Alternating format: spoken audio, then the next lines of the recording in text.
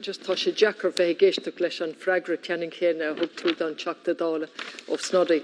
So tá an ceisio ordaí agamsa ag ó Muinecháin agus ag ó Snoddy. Agus an fá go bhfuil se ordaí agan cos go bhfuil se cópránach sin. So má se de heile, gan go le reis go dtí an freigra tá scrífa agus a choranúil den dáil go bhfuil tuiscint agant cé chu tábhachtach is atá an airneil seo don na ceantar Gaeltachta, don na gasúir, don na coláistí, don na manátí atá ag brethir na hícachtaí agus don teanga atá colócalach sin. Seo an dar a bhlín, níl an lucht orad as COVID ach tá orta níis cinné dhéanamh cadtá inán den na cloiste saoirí na manátí agus na gasúir don saoire seo. Agus gan an rud ceanning chéine a léomh má. Ar a laid bhí cruinní agat, de ré mar a hiigem hí na cruinní sin dírias deair na trórlínse. An ceiste tá aganne agus agamsa go ddíireach ná céanúair a bhaid cinenne déanta an mai pácáiste tarála I gceist cosú leis an mlín seo caite. Gar magad. Ara. Gurma hagwif. Mar beg na corsaí ag dul raig beg marín brathnú go géir an level tachiíocht a hastíí na chur fáil in Ireland le haig I Harvard slán isteach fi dó. San Arban seo beg na manátí halí pobl agus na cláistí ain. An nuirí churós cún 4 milliún ar fáil ar facas de tachiíocht. Is arnalí seo ar géréin hort ar 2 milliún in aig na blin do Gallagher na Gaeltachta rud a leirín a hábhachtach de phobal na Gaeltachta. Tá mis mar air na Gaeltachta tumante don Ireland a chuinál lo in an ón do Juncker atá immert ag an pandéim air beg mé ag brathnú go géir ar an geisio de réir sa seachtain a machróin. Garma agad teachtú Muinecháin rist.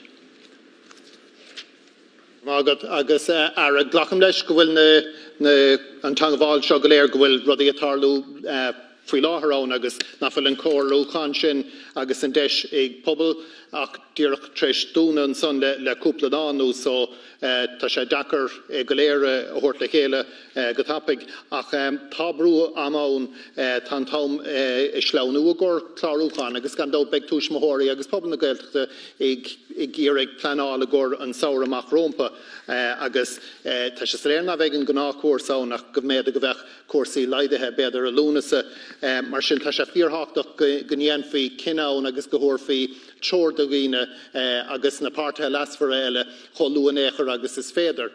Mar sin iarmart más féidir néair gachiart í anamh sin a bhrostú a raig agus más féidir teir am a thuirt bheith se chomhraach gan dáta do muintir na Gaeltachta.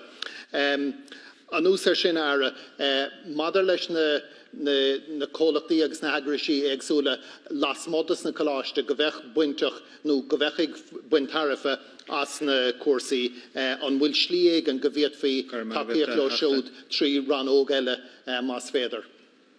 Agus a heachta ní chinile. Tá gá le soléireacht. Ní gá le tá gá pránach le soléireacht.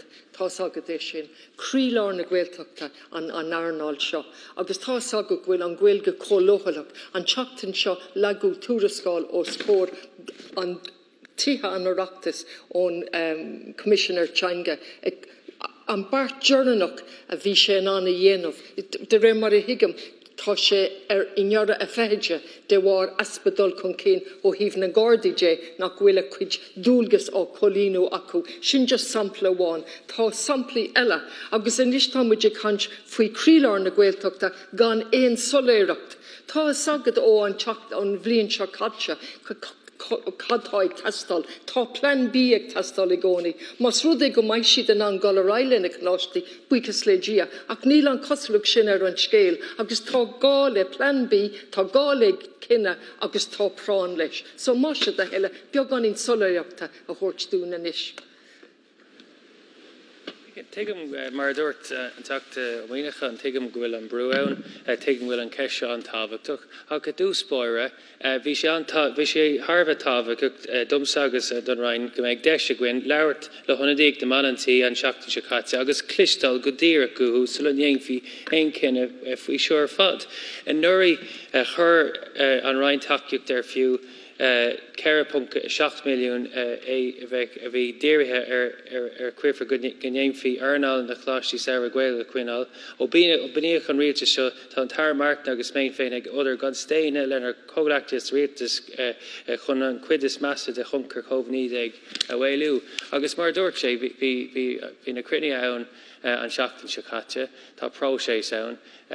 Bhí sé chúla cadarán na manátí agus bhí an rhaine teagbhfuil a chuncas freisin agus tuigim ghfuil an ceisio an tábhachtach an am seo agus tuigim ghfuil John tábhacht an ceisio a ragart go luath agus béimi de teagbhfuil leis manátí leis an phobal na Gaeltachta go luath chun an ceisio a ragart agus béimi de teagbhfuil go luath mar dúirt mé ach tá próséis ann agus tá próséis an tábhachtach freisin. Okay, bog o rhaid nisgyddi yn ce cestella sin an